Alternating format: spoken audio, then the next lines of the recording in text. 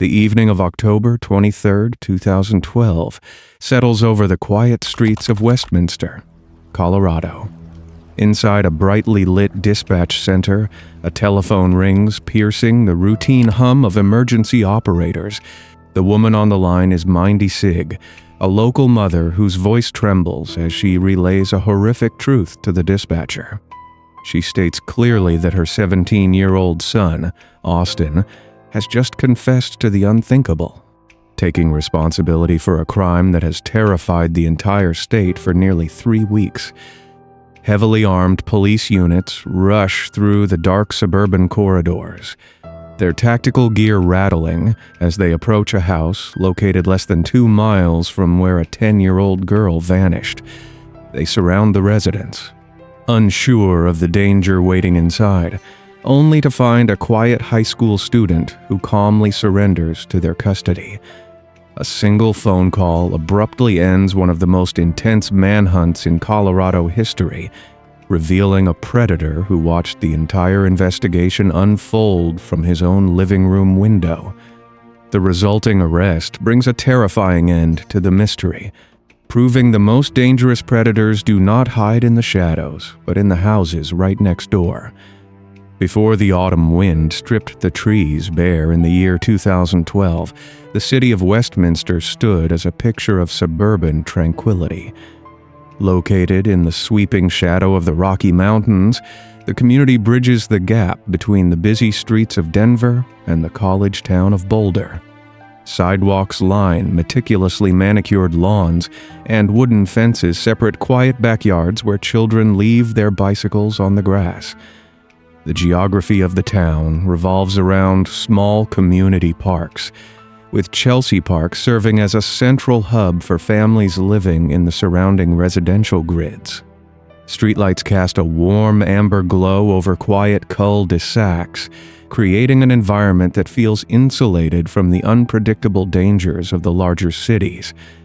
Within this specific neighborhood, the distance between the front doors of family homes and the playground equipment of Chelsea Park spans only a few quiet city blocks. Paved walking paths connect the residential streets directly to Witt Elementary School, allowing children to navigate their morning commutes without crossing major highways. Parents trust these short residential routes, waving from front porches as groups of elementary students walk together beneath the morning sun. The heavy metallic click of a deadbolt locking at night feels more like a formality than a necessity. Residents know their neighbors by name, fostering a profound sense of communal vigilance and collective security. Violent crime remains a distant concept, restricted to the evening news broadcasts rather than the streets they walk every day. Yet behind the neat facades of these suburban homes, darkness can grow unnoticed, hidden away in basements and quiet bedrooms. 10-year-old Jessica Ridgway lived a life defined by bright colors, laughter, and a deep affection for her family. She shared a modest, comfortable home with her mother, Sarah, who built their daily lives around stability and fierce maternal love. Jessica possessed an unmistakable, infectious smile that revealed a slight, endearing gap between her front teeth, a physical trait that made her expressions entirely her own. She approached the world with a boundless, innocent enthusiasm, leaving a lasting impression on teachers and classmates alike at Witt Elementary School. As a 5th grader, she occupied that tender transitional space between early childhood and adolescence, holding on to the simple joys of youth. She harbored a particular intense love for the sport of cheerleading, treating the vibrant uniforms not just as athletic gear, but as her daily wardrobe. On any given afternoon, neighbors could spot her walking down the pavement in her purple and black cheer outfits, completely unbothered by what anyone thought of her fashion choices. She adorned her room with posters, collected colorful trinkets, and wore distinctive black-framed glasses that rested neatly on her small face. Her world remained small, safe, and heavily concentrated within a 2-mile radius of her front door. She spent her weekends watching movies, completing homework assignments at the kitchen table, and planning small adventures with her closest friends. The immense love radiating from her mother provided a sturdy emotional foundation, allowing Jessica to walk out into her neighborhood with complete, unwavering confidence. The morning routine in the Ridgway household operated like a well-rehearsed, comforting performance. Each weekday began with the familiar sounds of breakfast preparation, the zipping of backpacks, and the final checks for homework folders. Jessica followed a strict geographical path to school, a route carefully mapped out and approved by her mother for maximum safety. She stepped out of her front door, crossed the quiet pavement of Moore Street, and headed toward the familiar green expanse of Chelsea Park. The distance from her house to the park measured only a few hundred yards, a visual line of sight that offered parents peace of mind. At the park, she maintained a standing arrangement to meet a small group of classmates near the playground equipment. From that designated rally point, the group of children would tackle the remaining distance to Witt Elementary School together, creating safety in numbers. The environment crackled with the sounds of morning sprinklers and the distant hum of commuter traffic heading toward the highway. Neighbors watering their front lawns or walking their dogs provided an informal network of watchful eyes over the children. No resident of this peaceful suburban enclave could ever imagine that a predator walked those exact same sidewalks, memorizing the schedules of the vulnerable. The neighborhood functioned on trust, a fragile social contract that was about to shatter into a million jagged pieces. The morning of October 5th, 2012, dawned crisp and clear over the quiet streets of Westminster. At exactly 8:30 in the morning, Jessica Ridgway pushed open her front door and stepped out into the cool autumn air. She wore her favorite black boots, a black jacket, and her signature purple glasses, carrying a matching purple backpack over her shoulders. She began her short, familiar walk down Moore Street, heading toward the playground at Chelsea Park to meet her designated walking companions. Her friends arrived at the park on schedule, standing near the slides and swings as they waited for the cheerful fifth grader to appear.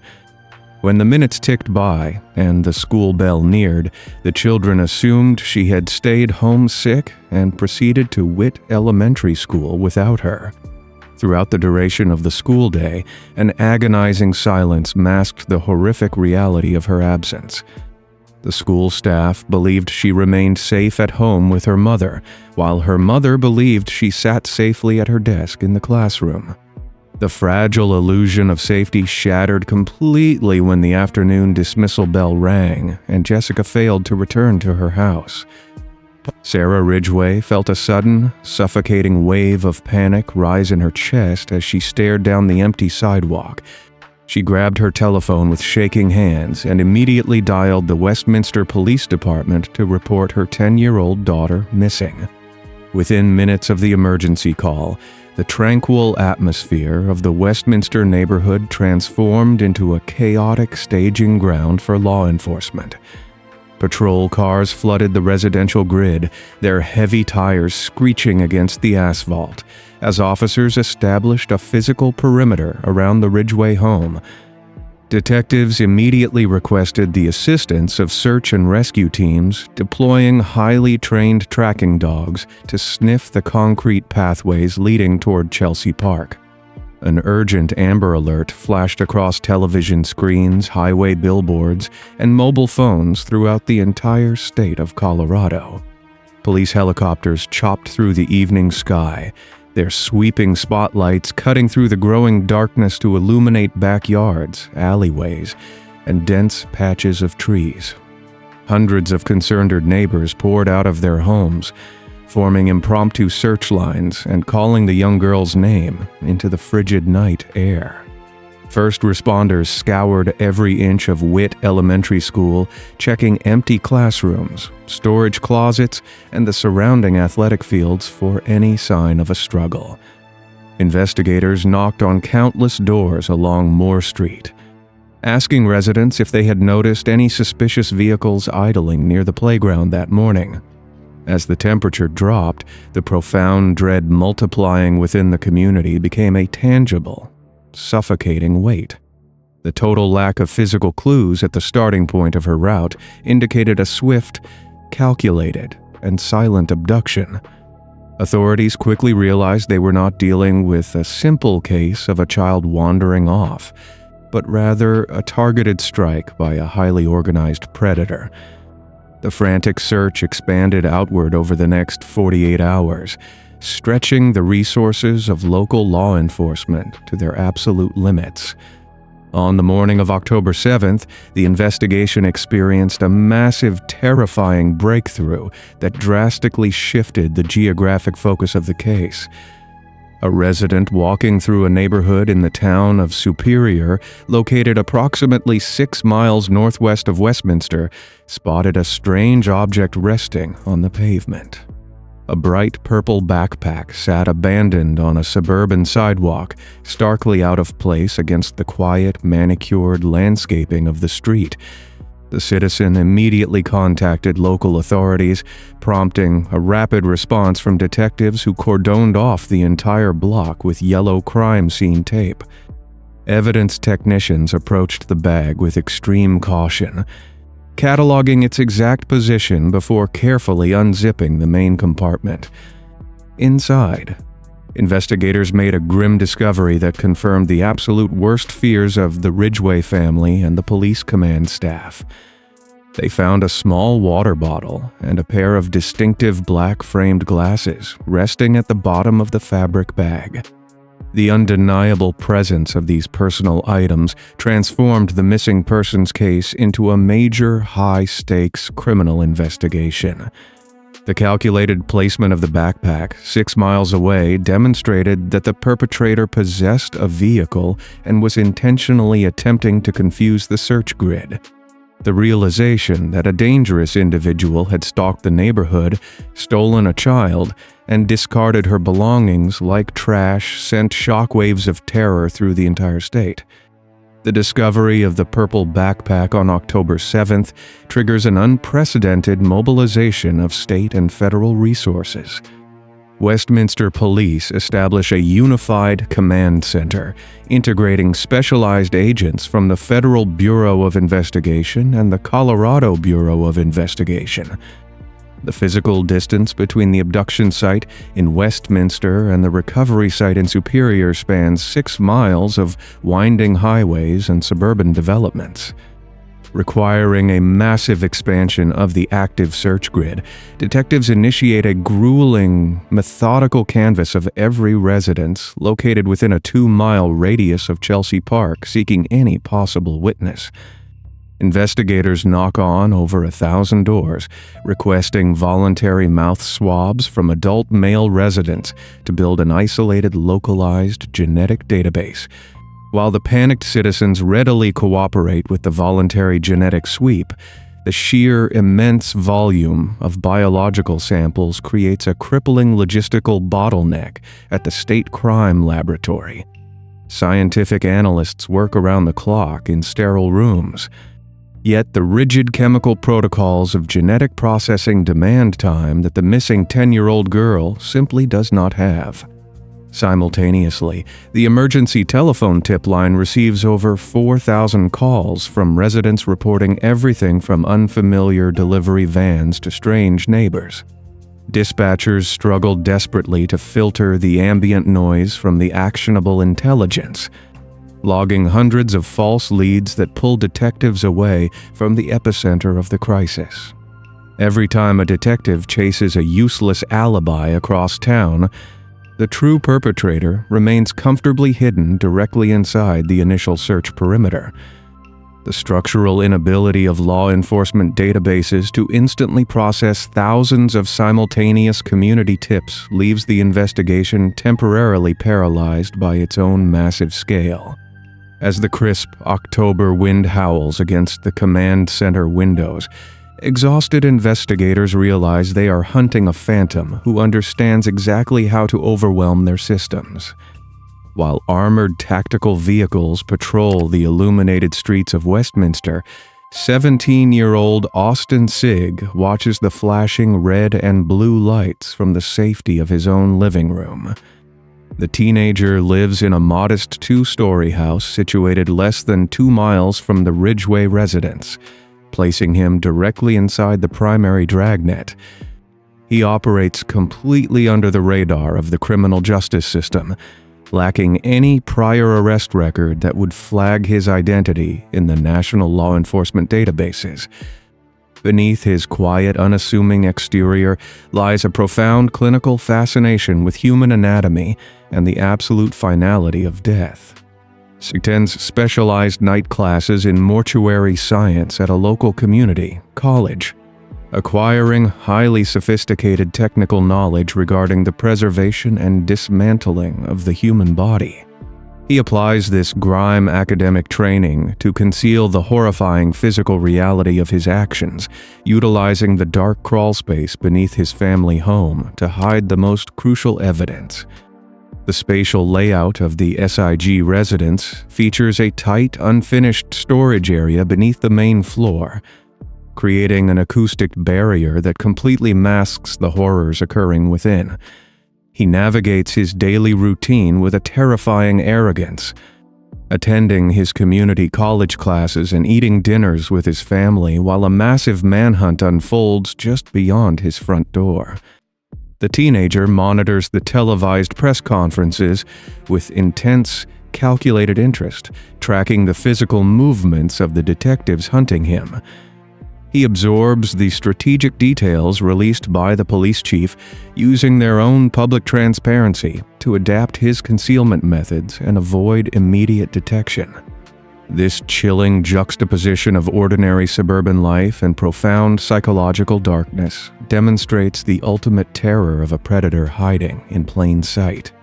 The community double locks their doors against an imagined outside threat, completely unaware that the danger already holds a key to a house in their own neighborhood. As the frantic search enters its 5th day, desperate detectives begin combing through unsolved local case files, searching for any previous attacks bearing a similar psychological signature. They unearth a deeply concerning incident from May 28, 2012. Involving a 22-year-old woman jogging near Kettner Lake. The recreational dirt trail wraps around a small body of water located a mere fraction of a mile from the front door of the Ridgeway home.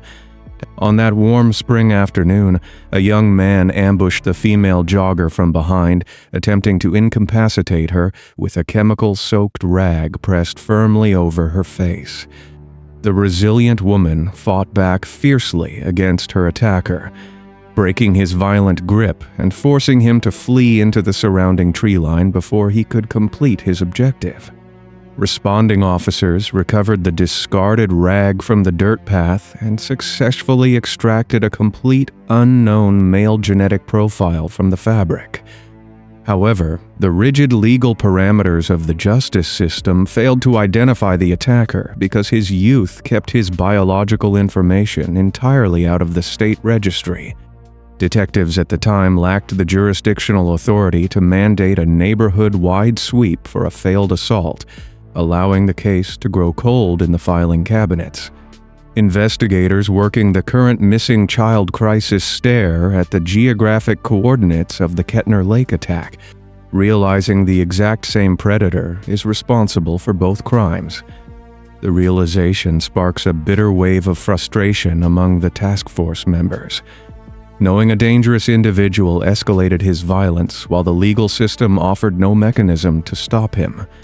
The unlinked genetic profile sits in an evidence locker, holding the absolute truth of the perpetrator's identity, yet remaining completely useless without a suspect to match it against. The bureaucratic limitations of the criminal database ensure the predator retains his freedom, walking the exact same paved trails as the children he plans to target. The crushing weight of the investigation reaches a devastating turning point on the afternoon of October 10th. A specialized search and rescue unit redirects their focus toward Patridge Park. a sprawling open space located in the neighboring city of Arada. The geography of the park consists of rolling hills, dense patches of scrub oak, and rugged dirt trails situated roughly 7 miles southwest of the victim's neighborhood. As the searchers form a horizontal line and push through the tall, dry grass, the bright afternoon sun illuminates a disturbed patch of earth hidden off the main path. Investigators approach the location with meticulous care, noting the calculated manner in which the surrounding brush has been manually manipulated to conceal the area. Beneath the rugged terrain, they make a grim discovery that permanently shatters the desperate, lingering hopes of the local community. Forensic technicians arrive in heavily equipped mobile laboratories, establishing a secure perimeter wrapped in layers of yellow barrier tape to preserve the absolute integrity of the scene. They work slowly and methodically through the fading daylight, utilizing specialized instruments to document the precise position of the concealed evidence without causing further disruption. The condition of the site reveals a terrifying truth, demonstrating that the perpetrator executed his actions with the exact precision of a trained mortuary professional. He did not panic or act recklessly, but instead applied a chilling, methodical process designed to strip away the victim's identity and stall the scientific identification process. Medical examiners step into the cordon space, treating the tragic scene with profound reverence as they carefully prepare the physical evidence for transport to the state laboratory. 2 agonizing days later, formal scientific analysis confirms the heartbreaking reality that the vibrant 10-year-old girl with the purple glasses has met a brutal, permanent end. The definitive tragedy sends a shockwave of profound grief through the Ridgway home. Yet the frantic machinery of the police investigation must accelerate without a single pause. Detectives shift their entire operational strategy from a rescue mission to a complex homicide investigation, immediately doubling the size of their task force. Federal behavioral analysts construct a detailed psychological profile of the suspect, broadcasting their urgent findings through evening news channels to reach every living room in the state. They ask the frightened public to look for sudden, unexplainable changes in the behavior of their colleagues, family members, or immediate neighbors. The profile suggests the perpetrator might have missed school or work, altered his physical appearance, or shown an intense, obsessive interest in the ongoing television coverage. Meanwhile, forensic specialists work tirelessly inside the sterile environment of the crime laboratory, attempting to extract foreign biological material from the recovered evidence. The perpetrator employed advanced chemical knowledge to sanitize the scene, leaving investigators with microscopic traces that require the most advanced technological processing available. Days bleed into weeks as detectives execute search warrants on known local offenders, chasing false suspects whose alibis crumble under pressure but ultimately clear them of the crime. The atmosphere in Westminster turns deeply paranoid, with terrified parents refusing to let their children play in their own securely fenced backyards. Sodium streetlights illuminate empty sidewalks where children once rode their bicycles. The heavy silence broken only by the continuous hum of police cruisers rolling through the residential grid. The community demands swift, definitive justice, completely unaware that the structural failure of the genetic database is the only thing keeping the killer anonymous. Every dead end and cleared suspect narrows the mathematical probability, slowly pulling the invisible investigative net tighter around the residential blocks of Moore Street. By the 20th of October, the investigation hits a critical, agonizing plateau, forcing the command staff to execute a highly risky public relations maneuver. The chief of police steps in front of a bank of television cameras and formally links the tragic abduction to the unsolved May assault at Kettner Lake. He details the specific behavioral profile of the attacker, emphasizing the youthful appearance and the distinct chemical odor noted by the surviving female jogger. This calculated release of classified case information serves as a direct psychological attack against the hidden predator, signaling that law enforcement possesses his permanent genetic signature. The television broadcast reverberates through the living rooms of Westminster, piercing the quiet, ordinary domestic routine of the Sigg household. 17-year-old Austin Sigg watches the press conference from his couch, the arrogant facade of his intellectual superiority beginning to fracture under the sudden, immense pressure. The psychological weight of the tightening dragnet triggers subtle but undeniable changes in his daily demeanor, replacing his clinical calmness with erratic defensive behavior. His mother, Mindy, observes these minute shifts in her son, her protective maternal instincts clashing violently against a growing, unspeakable suspicion. She notes his obsessive consumption of the local news broadcasts, his uncharacteristic isolation in his bedroom, and the strange, lingering chemical odors emanating from the lower levels of their home. Mindy attempts to rationalize the terrifying irregularities, grappling with the impossible cognitive dissonance of suspecting her own child of such a profound atrocity. However, the relentless police presence outside their windows and the precise details broadcasted by the authorities slowly dismantle her psychological defenses. The physical distance between a mother's unconditional love and the terrifying reality of a predator narrows to a single, suffocating point of domestic confrontation.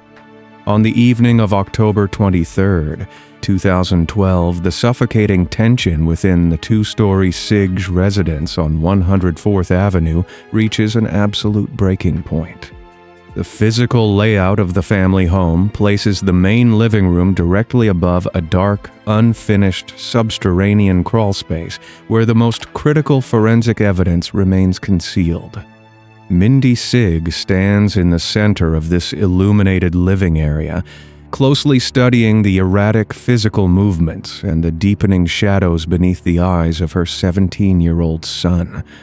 The glowing television screen broadcasts continuous updates regarding the massive manhunt, casting a harsh, flickering light across the face of the young man watching from the couch. Driven by an overwhelming maternal intuition, she confronts Austin, demanding a rational explanation for his strange isolation and his intense obsessive fixation on the local news coverage.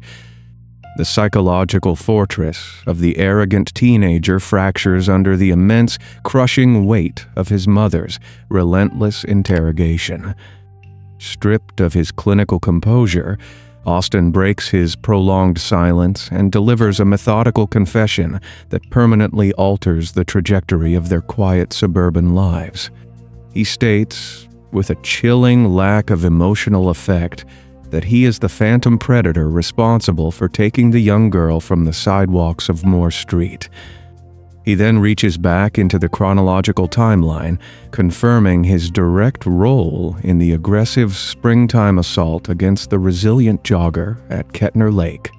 The horrifying realization paralyzes Mindy, trapping her between her unconditional love for her child and the undeniable reality of a monster standing in her own home.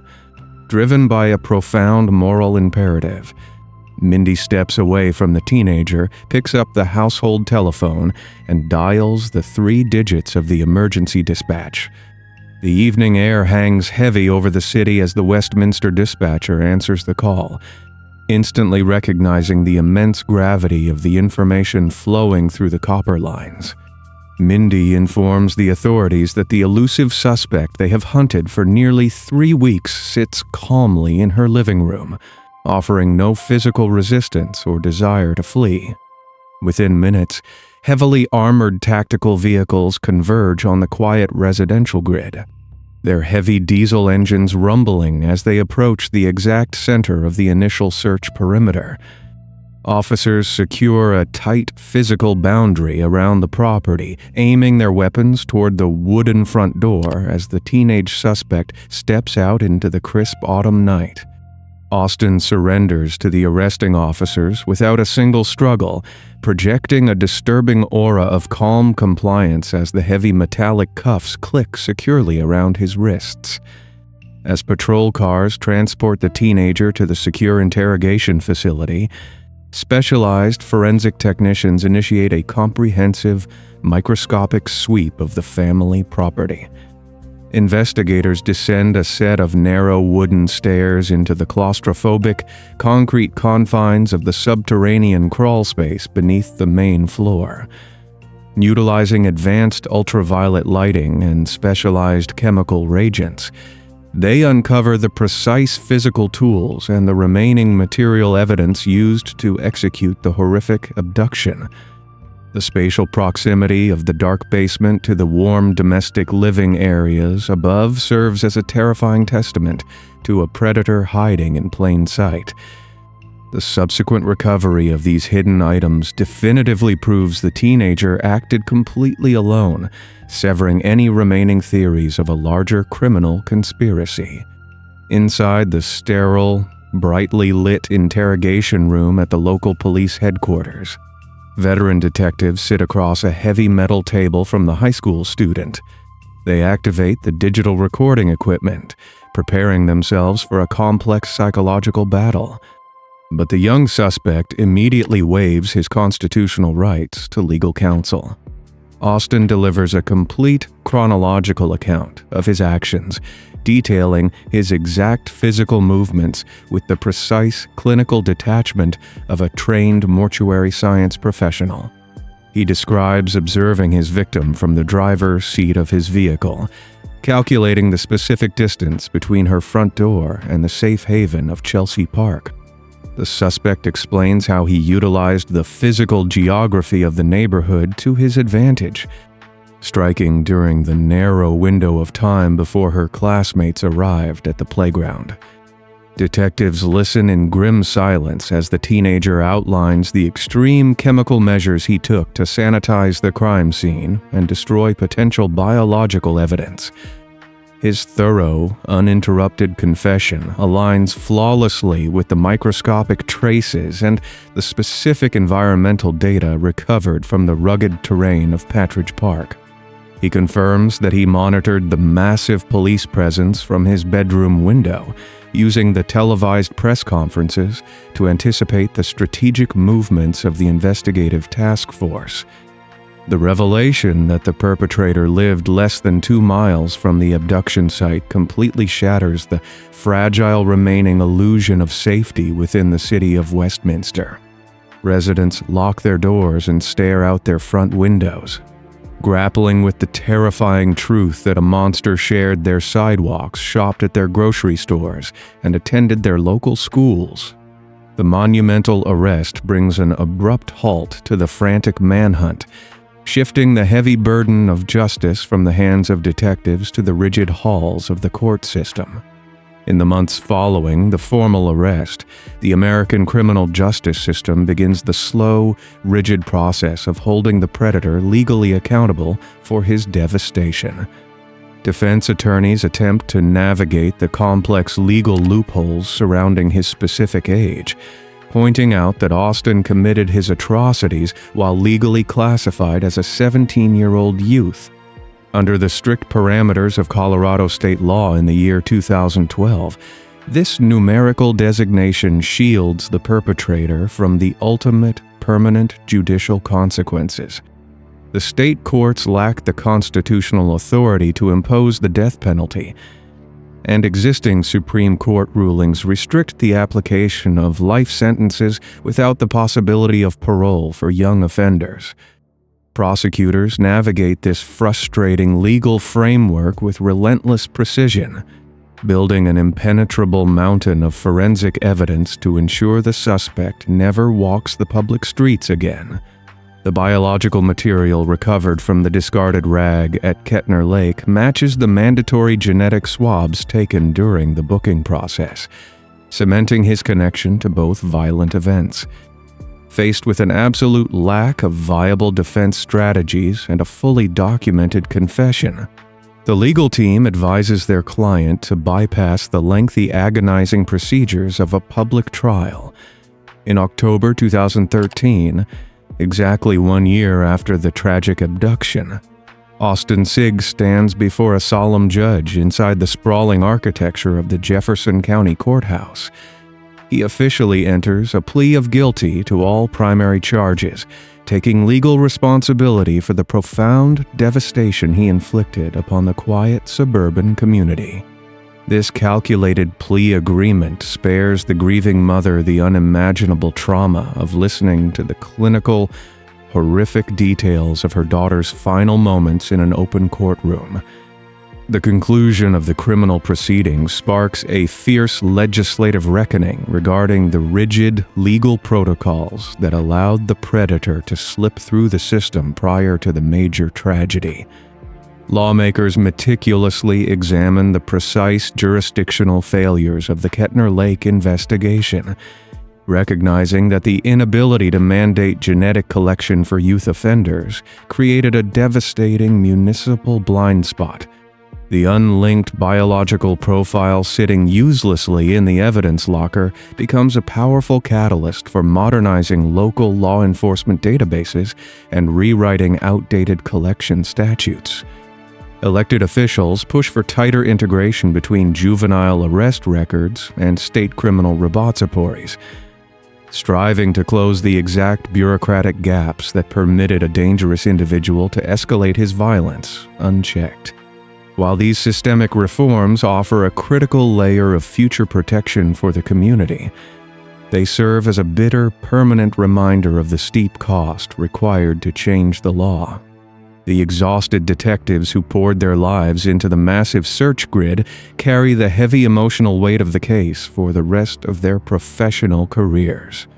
They transition from hunting a phantom to standing alongside a grieving family, demonstrating the profound human empathy that anchors the often clinical world of criminal investigations.